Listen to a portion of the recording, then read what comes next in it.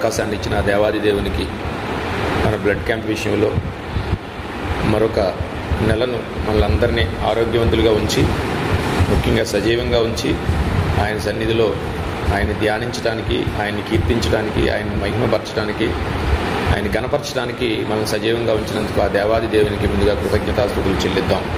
అలాగే ఇంత చక్కటి స్థలాన్ని, సమయాన్ని తల్లిగారి ప్రార్థన ద్వారా దేవుడు నిర్ణయించి దాన్ని కాపురిగా ఉంటున్న షడ్రిక్కయ్య గారు మనకి అవకాశం ఇచ్చి నడిపిస్తున్న విధానానికై వారి కుటుంబాన్ని అంతటికీ హృదయపూర్వకంగా శుభాభివందనాలు తెలియచేద్దాం. దేవుడు మరొక అవకాశాన్ని మనకి ఇచ్చినందుకు దేవునికి ముందుగా కృతజ్ఞతాస్తుతులు చెల్లిస్తూ ఒక వాక్యాన్ని చదువుకుందాం. యేసు ప్రభువారు సత్శరీరుడిగా ఉన్నప్పుడు 33.5 సంవత్సరాలు మాత్రమే ఈ భూమి మీద ఆయన బ్రతికారు. యోధా సాంప్రదాయ ప్రకారం వాక్యాన్ని బోధించాలనుకున్నా, పరిచర్యలను నడాలనుకున్నా 30 సంవత్సరాలు దాటిన వారు మాత్రమే ఆ పరిచర్యను సాగించాలనేది యోధా సాంప్రదాయంలో ఉన్న నియమ నిబంధన. అందుకని యేసుప్రభు వారు తన 30 సంవత్సరాలు కూడా తండ్రి ఆధ్వర్యంలో ఉంటూ తన కుటుంబాన్ని పోషించుకుంటూ, తండ్రి మరణించినట్టుగా బైబిల్ చెప్పలేదు, కానీ ఆయన 12 ఏళ్ల తర్వాత ఎక్కడ కనిపించినట్టుగా మనకి బైబిల్లో లేదు కనుక, అంటే ఆయన తర్వాత పుట్టిన పిల్లలకు మరియమ్మ గారిని యేసుప్రభు వారే తన కుటుంబాన్ని అంతటినీ, తల్లిని, తన సహోదరులని ధర్మశాస్త్ర ప్రకారంగా ఎలా అయితే ఒక వ్యక్తి తన కుటుంబాన్ని పోషించుకోవాలో అలాగే తల్లిని, పిల్లలని పోషించినట్టుగా బైబిల్లో మనకి స్పష్టంగా యేసుప్రభు వారు తన ఒక వ్యక్తిగా తన కుటుంబానికి ఏం చేయాలో అది చేసినట్టుగా మనకి స్పష్టంగా బైబిల్ ద్వారా మనకు కనిపిస్తుంది. 33.5 సంవత్సరాల తర్వాత ఆయన పరిచర్య సాగించినప్పుడు, అలా జరుగుతున్నప్పుడు అనేక వాక్యాలు, అనేక భూ సంబంధమైనవి, ఆత్మ సంబంధమైనవి బోధించుండగా యేసుప్రభు ఒకరోజు శిష్యులు ఆయన్ని ఒక విషయాన్ని అడిగారు. యేసుప్రభు వారు ఎప్పుడు మాట్లాడుతున్నా ఆయన రాకడ ఉందని, మీరు ముందుగా ఈ భూ సంబంధమైనవి చూడొద్దు, పరలోక సంబంధమైనవి చూడండి, మీరు ముందు ఆయన రాజ్యాన్ని వెతకండి అని ఎప్పుడు చెప్తుండేవారు. చెప్తూ అలాగ కొన్నాళ్ళు వచ్చేటప్పటికి యేసుప్రభు వారు తన శిష్యులకి, ఇదిగో నేను మళ్ళా రాబోతున్నాను, వచ్చేటప్పటికి మీరు చాలా జాగ్రత్త పడాలి, ఇవన్నీ విషయాలు చెప్తున్నప్పుడు ఒకసారి ఆయన అడిగారు, ఎప్పుడు వస్తారు ప్రభు అని అడిగితే, గలతీయులకు రాసిన పత్రిక 4:4 కాలం సంపూర్ణమైనప్పుడు మనుష్య కుమారుడు చెప్పడం జరిగింది. అయితే ఒకసారి ఆయన మాట్లాడతారు, దొంగ ఎలాగ వచ్చునో అలాగా మనుష్య కుమారుడు రాకడ ఉండును అన్నారు. దొంగ ఎలాగొచ్చును అంటే, దొంగ ఎప్పుడు వస్తాడు? మనం నిద్రపోయినప్పుడు వస్తాడు. దొంగ మనం నిద్రపోయినప్పుడు వస్తాడు. అంటే యేసుప్రభు అలాంటి పరిచర్య చేస్తున్న సమయంలో ఆయన చేసిన బోధనలు అనేకమైన ఈ భూ సంబంధమైనవి కాదు, కానీ భూ సంబంధమైన అనేక విషయాల్లో దేవుడు వాళ్ళకి బోధిస్తూ ముఖ్యంగా బోధించింది ఏంటంటే, ఇదిగో పరలోక రాజ్యం సమీపిస్తున్నది, దాన్ని మీరందరూ ఆత్మతోనూ సత్యంతోనూ దేవుని చేరాలనే విషయాన్ని చెప్తూ ఉన్నప్పుడు ఒకరోజు ఆ శిష్యులకి అసలు పరలోక రాజ్యం ఏంటి, లేకపోతే రెండవ రాకడేంటి అని, అయ్యా మీరు వస్తానంటున్నారు కదా, ఎప్పుడు వస్తారో ఎలాగొస్తారని యేసుప్రభు వారిని ఒక చోట అడిగినట్టుగా మనకు కనిపిస్తుంది. అందులో మనం చూసుకున్నట్టయితే మత్తయి సువార్త 24వ అధ్యాయం అంతా మనం చదివినట్టయితే ఆయన రాకడ గురించి అడుగుతారు. అప్పుడు అడిగినప్పుడు యేసు 24వ అధ్యాయం 1వ వచనంలో, యేసు దేవాలయం నుండి బయలుదేరి వెళ్ళిచుండగా ఆయన శిష్యులు ఆ దేవాలయపు కట్టడం ఆయనకు చూపించి వచ్చిరి, అందుకైనా మీరు ఇవన్నీ చూచుచున్నారు. కానీ అంటే వెళుతున్నప్పుడు యేసుప్రభు వారికి వెళ్ళి చెప్తున్నారు ఆ యెరూషలేం దేవాలయం గురించి, అన్ని సమస్తం ఆయన ఎదిగినవాడు. సో ఇవన్నీ పక్కన పెడితే, ప్రభువా రాకడ అంటున్నావు కదా, అసలు ఆ రాకడ ఎలాగొస్తుంది, ఎప్పుడు వస్తుంది, నీ రాకడకును యుగాంతమునకు సంబంధం ఏంటి అని శిష్యులకి చాలా ఆలోచన వచ్చి, ఎప్పుడు వినలేని మాటలు కనుక రాకడ రావడం ఏంటని ఒక రోజుని ఆయన అడిగారు.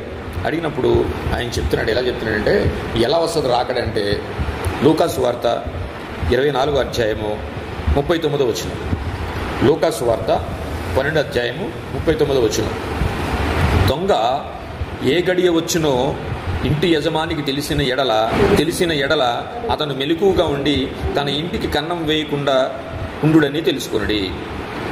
అంటే అంతకు ముందు ఏం చెప్పాడంటే, తెస్సలోనికీయులకు రాసిన పత్రిక 5వ అధ్యాయం 2వ వచనంలో ఏం చెప్పాడంటే, అయ్యా ఎలా వస్తారయ్యా, రాక ఎలా వస్తుందంటే, రాత్రి వేళ దొంగ ఎలాగ వచ్చునో అలాగ ప్రభు దినము ఉండును అన్నాడు. రాత్రి వేళ దొంగ ఎలాగ వచ్చునో ప్రభు రాకడ అలాగుంటే అంటే యేసు ప్రభు ఇప్పుడు దొంగలాగా వస్తారా? దొంగలాగా వస్తారంటే ఆయన దొంగడుగా దొంగలా రావడానికి అంటే చెప్పకుండా వస్తాడని. దొంగ నేను వస్తానని చెప్పి రాడు, ఎప్పుడు వస్తాడో తెలియదు. దొంగ ఎలాగ వచ్చునో అలాగ వచ్చిన కనుక దొంగ వచ్చినప్పుడు వస్తాడని తెలిసినప్పుడు ఎలా ఉంటాం మనం? క్రైస్తవులైన మనకి ఆ మాట చాలా బలమైన మాట అన్నమాట అండి. దొంగ ఏ గడియ వచ్చునో ఇంటి చెప్తున్నాడు, రాత్రి వేళ దొంగ ఎలాగ వచ్చునో అలాగ ప్రభు దినముండును. అంటే యేసు ప్రభు దొంగ కాదు, దొంగలాగా వస్తాడా? కాదు. ఏంటి దాంట్లో ఉన్న అంతర్యం? అయితే ఇప్పుడు దొంగ ఎలాగొస్తాడో తెలిసినప్పుడు మనం ఎంత జాగ్రత్త పడతాం? ఈ దొంగనే ఉపమానం పక్కన పెట్టేసేస్తే ఒక ఆపద మనకు సంభవిస్తుంది అనుకున్నప్పుడు, ఒక ఊరు ప్రయాణం మనకు ఉన్నప్పుడు, ఇంటిలో ఒక పెళ్ళి ఉన్నప్పుడు, ఒక కార్యక్రమం ఉన్నప్పుడు, చెడైనా మనం ఎంత జాగ్రత్త పడతాం? ఒక్కొక్కసారి 4 గంటలకు లెగాలి అని అన్నారనుకోండి, ఇంక పడుకోం మనం కదా. 4 గంటలకు లెగాలన్నారనుకోండి, అప్పటికే పని అయ్యేటప్పటికి 12 గంట అయిపోయింది అనుకోండి, ఇక 4 గంటలకు లెగలేమో మనం ఏం చేస్తాం? ఇంక పడుకోం. ఏది? ఈ భూమి మీద జరుగుతున్న కొన్ని గొడవల గురించి. ఇప్పుడు ఈ భూమి మీద మనిషి కొద్ది కాలమే ఉంటాడని తెలిసి, ఈ కొద్ది కాలమైనా మనం ఎంత పోగు చేసుకున్నా దాన్ని అనుభవిస్తామో లేదో తెలియదని తెలిసి, ఇన్ని తెలిసి కూడా ఈ భూమి మీద ఉన్న చిన్న పనికే ఒక మనిషి ఎంత ప్రికాషన్స్ తీసుకుని, ఇంత జాగ్రత్త తీసుకుని, అంటే 4 గంటలకు లేవాలి ఏదో పని ఉందనే దాని గురించే రాత్రి పడుకోకుండా నువ్వు చూసుకుంటే ఆయన దొంగ వలే రాకడొస్తుంది. అదే నీకు ఆఖరి రాకడ, నీ పోకడ కూడా. అలాంటి విషయానికి ఇంకా మనం ఎంత జాగ్రత్త పడాలి? ఆయన చెప్పింది అదనమాట. దొంగ ఎలాగ వచ్చినా ఆయన వస్తాడట. అంటే ఇది ఖచ్చితంగా ఉంది. మనిషి ఎందుకు పుట్టాడంటే, కరెక్ట్గా చెప్పాలంటే ఎందుకు పుట్టాడు? చచ్చిపోవడానికి పుట్టాడు. ఇంక అందులో డౌట్ ఏం లేదు. మనిషి చావాలి కనుక పుట్టాడు బైబిల్ ప్రకారంగానే. ఎందుకంటే ఆ మరణం బాగుండాలి. ఆ మరణం బాగుంటే దేవుడి దగ్గరికి వెళ్తాం, మరణం బాగోకపోతే దెయ్యం దగ్గరికి వెళ్తాం. అసలు పుట్టింది అందుకే. సో మనం వెళ్ళాల్సిన లోకానికి 3 రోజులు ఊరెళ్ళే దానికి 33 సార్లు ఆలోచిస్తున్న మనం, తిరిగి రాని లోకాలకు వెళుతున్న మనం ఇంకా రాకడ గురించి ఎంత ఆలోచించాలి అనేది ఒక బలమైన పదాన్ని ఆయన ఉన్నాడుగో. రాకడ ఎలా వస్తుందో తెలిసినా తెలియదు. దొంగ ఎలాగ వచ్చినా అలాగ వస్తాడు. అసలు ఈ బైబిల్ అంతా ఎందుకు రాయించండి తెలిసినండి? దొంగ ఎలాగ వస్తాడో అలాగ రాకడ వచ్చింది కాబట్టి మీరు ఎలా జాగ్రత్త పడాలో బైబిల్ అంతానే. ఈ జాగ్రత్త అంతా ఎందుకంటే బైబిల్ అంతానే క్రైస్తవుడు ఎందుకు అయ్యాడు అంటే, మనకున్న అవసరాలను బట్టి, భౌతిక అవసరాలను బట్టి మారేమనుకోండి. ఏది మారినా ఏది చేయకపోయినా బైబిల్ యొక్క మూలం ఏంటంటే, మనిషి దేవుడి నుంచి దూరం అయ్యాడు. దూరమైన మనిషిని మళ్ళీ దేవుడు కలుపుకోవడానికి నిన్ను క్రైస్తవుడిగా చేశాడు. దేవుడు తెలుసుకుని ఆయన మన గురించే మరణించాడని తెలిసి అది నిజంగా నువ్వు విశ్వసించి ఒప్పుకుని మళ్ళీ ఆయన దగ్గరికి వెళ్ళాలంటే జాగ్రత్తగా ఉండాలి. ఆ జాగ్రత్త గురించి దేవుడు మాట్లాడుతూ ఇదో దొంగ ఎలాగొస్తాడో అలాగొస్తుంది రాకడ అని చెప్తూ ఈ విషయాన్ని చెప్పాడు అనమాట. శిష్యులు అడిగితే అయ్యా రాకడ ఎప్పుడు? నీ రాకడకి నీ యోసేపుకి సంబంధం ఏంటి? ఆ రెండో రాకడ ఎలా వస్తుంది అని అడిగినప్పుడు ఆయన చెప్పిన మాట ఏంటంటే, రాత్రి వేళ దొంగ ఎలాగ వచ్చును అలాగ ప్రభు దినం ఉండును, అది బాగుగా మీకు తెలియను అన్నాడు. మనం ఎక్కడి వరకు చదువుకుని ఏం చేసామంటే, దొంగ ఎలాగ వచ్చునో అలాగ ప్రభు రాకడ ఉండునని అక్కడికి ఆపేసాం. ఆ తర్వాత ఉందండి అది మాట ఉందండి, రాత్రి వేళ దొంగ ఎలాగ వచ్చునో అలాగ ప్రభు దినం ఉండును. ఆ తర్వాత ఏముందండి? దశలోనికి రాసిన పత్రిక 5వ అధ్యాయము 2వ వచనం, రాత్రి వేళ వచ్చునో అలాగే ప్రభు దినం వచ్చునని. ఏమండి ఇక్కడ ఏం చెప్తున్నాడండి? ఈ మాట మనకు చాలా ఇంపార్టెంట్ అనమాట. ఆయన దొంగ వల్లే వస్తాడని అనుకున్నాం.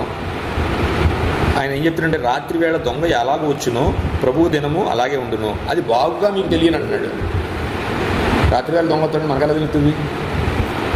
ఎలాగైతే ఉదయం పెళ్ళికి వెళ్ళాలి 4 గంటలకని మెలకువగా ఉన్నావో అలాగే మెలకువగా ఉండాలి. అంటే యేసు ప్రభు గారు వచ్చే వరకు మనం నిద్రపోకుండా మెలకువగా ఉండాలని కాదు. ఆయన ఏం చెప్పాడో, ఏమి రాసిచ్చాడో ఆ గ్రంథాన్ని పట్టుకుని ఎలా బ్రతకాలో అలా బ్రతుకుతూ ఉండాలి. కానీ ఇప్పుడు ఏమైందంటే, క్రైస్తవులు, ప్రపంచ క్రైస్తవం అంతా ఎప్పుడో వస్తానన్న ఆయన రాలేదు కదా, ఇంకొస్తాడో రాడో అని ఓ లెవెల్కి వచ్చేసారనమాట. వచ్చేసి ఏం చేశారంటే, ఇంకా మనసంతా పాడు చేసుకుని వస్తాడో ఎప్పుడు వస్తాడో, ఈ లోపల చచ్చినోడెవడో బతికినోడెవడో అనుకుని మనుషులు ఏం చేశారంటే, ఇక ఎలాగ ఉన్నారో చెప్తున్నాడు ఆ మనుషులు. లోకాసు వార్త 21వ అధ్యాయము 34వ వచనం. మనందరం ఎలా అయిపోయామంట, ఆయన ఎప్పుడో వస్తానన్నాడు, ఏమన్నాడు? ఇదిగో వచ్చుచున్నాడు అన్నాడు. దొంగ వల్లే వస్తాడు అన్నాడు. ఎప్పుడూ అపోస్తులు ఉన్నప్పుడు, కానీ ఇప్పుడు వరకు ఇంకా రాలేదు. మనం ఏం చేస్తున్నాం, ఇంకా వస్తాడో రాడో తెలియదు. అందుకని మనం ఏమో రిలాక్స్ అయిపోయాం. అమ్మాయిని చూడడానికి చుట్టాలు వస్తారన్నారన్నప్పుడు తెగ డెకరేట్ చేస్తాం, ఇల్లు అంతా అన్నీ సరిదేసుకుంటాం, క్యాన్సిల్ అయిపోద్ది. మళ్ళీ ఇంకో రోజు పెట్టుకుంటాం, మళ్ళీ సరిదేసుకుంటాం, క్యాన్సిల్ అయిపోద్ది. ఇక 2-3 రోజులు మనం ఇంకో 2-3 తపాలకి ఏంటంటే పెద్ద డెకరేట్ చెయ్యం. ఇది వరకు చేసేసినంత ఇల్లుని సరిదేసుకోం, ఇది వరకు చేసినంత ఇన్వంటలు కూడా చెయ్యం, వచ్చినట్టు చూద్దాం అనుకుంటాం అంతే. అలాగే క్రైస్తవ జీవితం కూడా ఏమైపోయిందంటే, వస్తానన్న ఆయన ఎప్పుడో వస్తానన్నాడు, ఈ వస్తాడనే మాటే మర్చిపోయారు క్రైస్తవ లోకం. ఆయన ఒక రాక ఉంది, ఆ రాక చాలా భయంకరంగా ఉంటుంది. ఆ రాకలో మనం సిద్ధపడి ఉండాలి. దొంగ రాత్రివేళ దొంగ ఎలాగ వచ్చునో అలాగ వచ్చును, అది మీకు తెలియను అంటున్నాడు. ఏం తెలిసిందంటే, ఇదిగో మీకు రాసిచ్చాను చూసుకోండి. అంటే మనం ఏం చేసామంటే రిలాక్స్ అయిపోయాం. భౌతికంగా కొన్ని విషయాల్లో మనం ఎలాగైతే రిలాక్స్ అయిపోతాం, ఆత్మీయంగా కూడా ఆయన రాకను మర్చిపోయి మనం ఏం చేసామంటే ఎదురు చూసే పరిస్థితిలో మనం లేవు. ఇప్పుడు అదే మాట అంటున్నాడు చూడండి, లోకాసు వార్త 21వ అధ్యాయము 34వ వచనం. మనం ఎలా మారిపోయామంట, మీ హృదయములు తిండి వలనను మత్తు వలనను ఐహిక విచారముల వలనను మందముగా ఉన్నందున ఆ దినము అకస్మాత్తుగా మీ మీదకి ఊరి వచ్చినట్లు రాకుండా మీ విషయమై మీరు జాగ్రత్త పడుడి.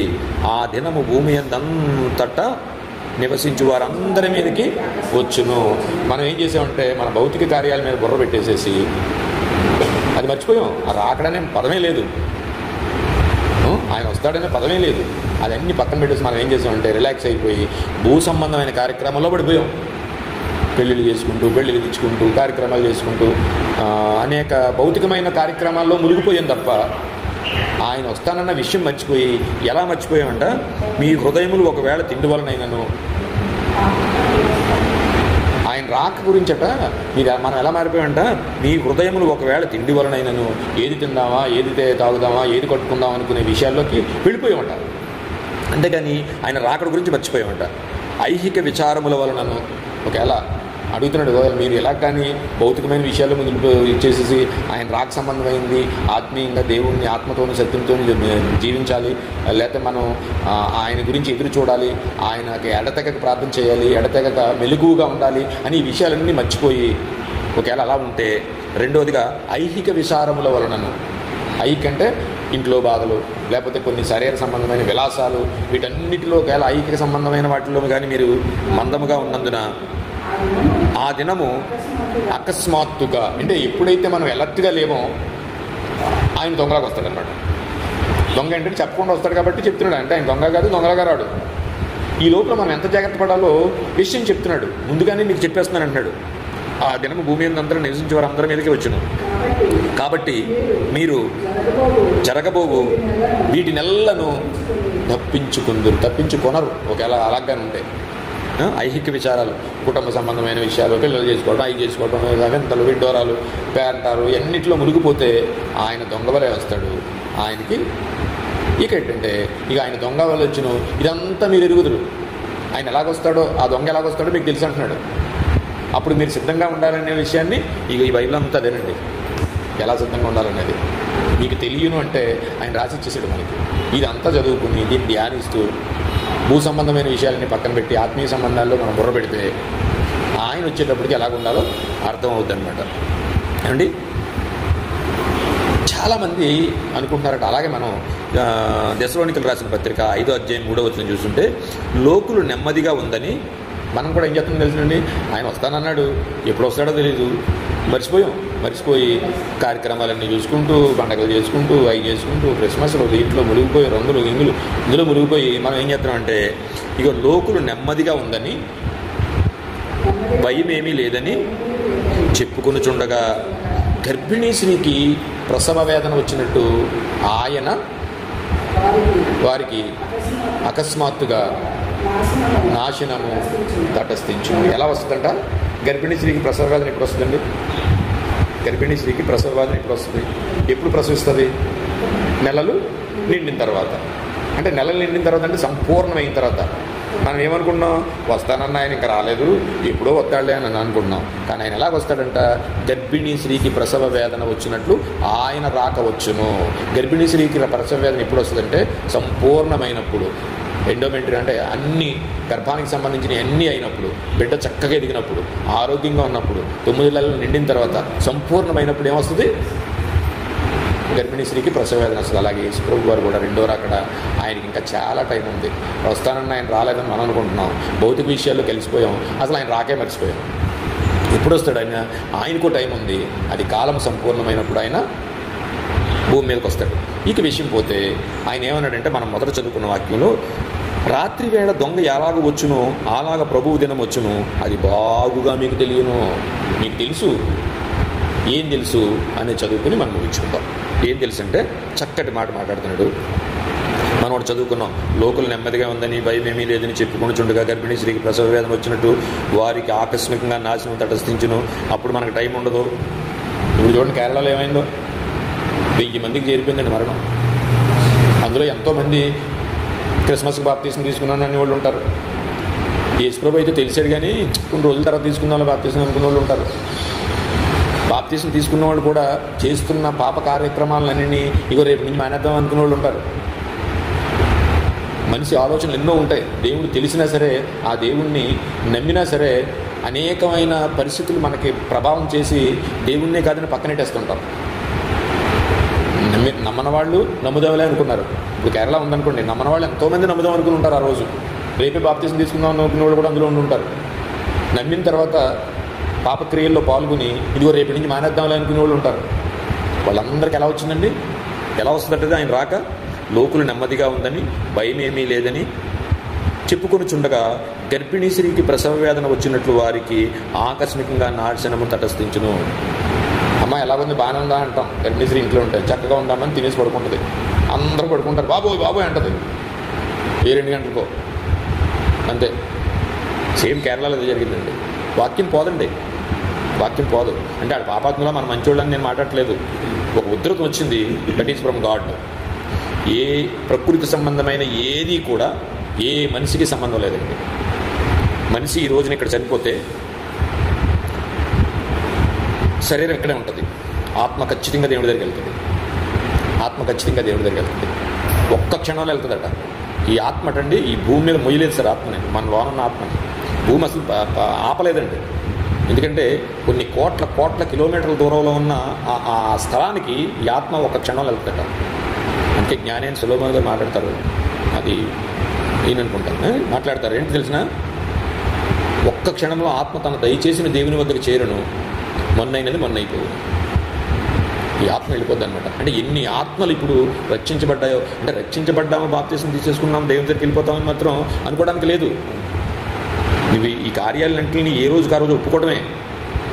ఈ రాత్రి ఒప్పుకుని అయ్యా రేపు నేను మళ్ళీ పాపం చేయకుండా ఉంటాను రాత్రి ఒప్పుకొని పడుకోకపోతే, ఆ రాత్రి ఆయన ఇస్తే నీకు సిద్ధపడలేదు. నేను ఒకసారి ఏం చెప్తాను, మా ఆవిడ మీద కోపం వచ్చి బాగుండదు, ఇప్పుడు రేపు చెప్తాను నీ పని పడుకుంటాను. నేను ఈ రేపు చెప్తాను పడుకున్నప్పుడు ఏముంటుంది తెలుసునండి, రకరకాల పాప ఆలోచనలు నుంచి రేపు ఏం చేయాలని ఈ తలంపు అంతా ఒక క్రియేటెడ్గా మారిపోద్ది లోన. ఆ రాత్రి ఆయన వచ్చాడనుకోండి, నువ్వు ఇన్ని చెప్పినప్పుడు నేను పరలోకం వెళ్ళను. నా తర్వాత మా ఆవిడ నమ్ముకుని, అయ్యో మా ఆయన చెప్పేవాడు నేను అనుకోలేదు నమ్ముకుని ఆవిడ పరలోకం వెళ్ళిపోద్ది. ఆవిడ పరలోకానికి వచ్చేటోడికి నేను నరకంలో ఉంటాను. అర్థం అవ్వదు ఏమీ. నిజం, నేను నీకు చెప్తున్నానా, నేను చనిపోయేటానికి కరెక్ట్గా లేననుకోండి నరకాన పోతాను. నేను చచ్చిపోయిన తర్వాత మా ఆవిడ నమ్ముకుని పరలోకం పోద్ది, సీన్ మారిపోద్ది. ఆయన అంటున్నాడు, లోకులు నెమ్మదిగా ఉందని భయమేమీ లేదని చెప్పుకుని చుండగా గర్భిణీ స్త్రీకి ప్రసవ వేదన వచ్చినట్టు వారికి ఆకస్మికంగా నాశనం తటస్థించిన కనుక వారు ఎంత మాత్రము తప్పించుకొనలేరు. కేరళలో జరిగింది ఏంటండి, 2 గంటలకు సార్ ఒకేసారి కొన్ని ఊర్లు నాశనం అయిపోయేశారు. ఒకేసారి గంటలో కొన్ని ఊర్లు ఎక్కడ బాడీలు ఉన్నాయో కూడా తెలియదు. ఇప్పుడు 1000 మంది ఇప్పుడు ప్రజెంట్ ఇవాళకి లెక్క వచ్చారు చనిపోయిన వాళ్ళు. Very clear. ఆయన ఎలా రాకొస్తుందంటే చాలా చక్కగా మనకి ఎదురుగుండి చూపిస్తాడు మనకి.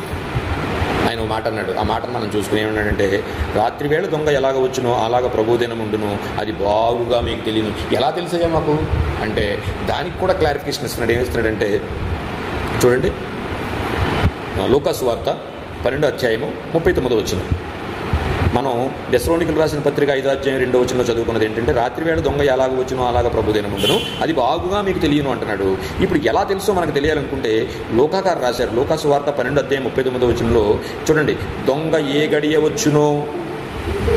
ఇప్పుడు దొంగడు వస్తున్నాడండి, దొంగతనం చేస్తున్నాడు.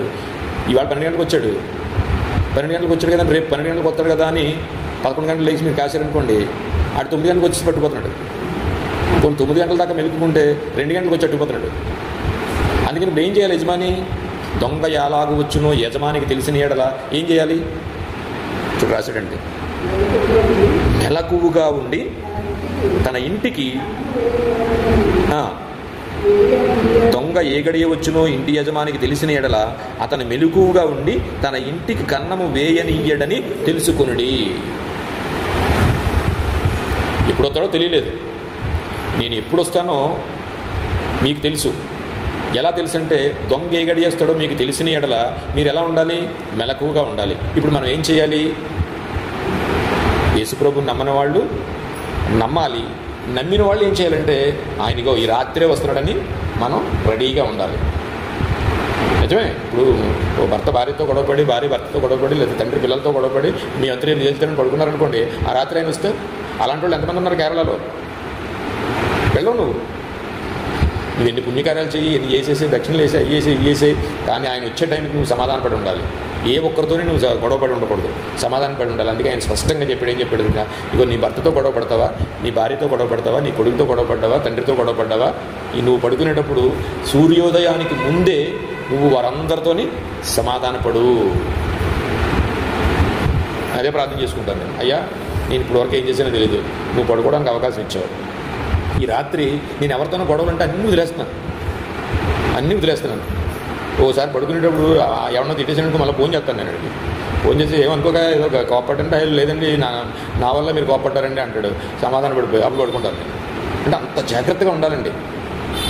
రేపు చూసుకుంటాను నీ పని అంటే, ఆ రాత్రి వస్తే కేరళయే మనకి స్పష్టంగా మనకి భౌతికంగా చూపించాడు. ఇగో నేను ఎలా వస్తాను అంటే, ఇంటి యజమానికి తెలిసిన ఎడల ఎలా కాపలా కాసుకుంటాడండి. అలాగే యేసుప్రభు ఎప్పుడు ఆయన రాకొస్తాడో తెలియదు, ఎలా ఉండాలో అన్నీ నీకు ఒక గ్రంథాన్ని రాసి ఇచ్చాడు.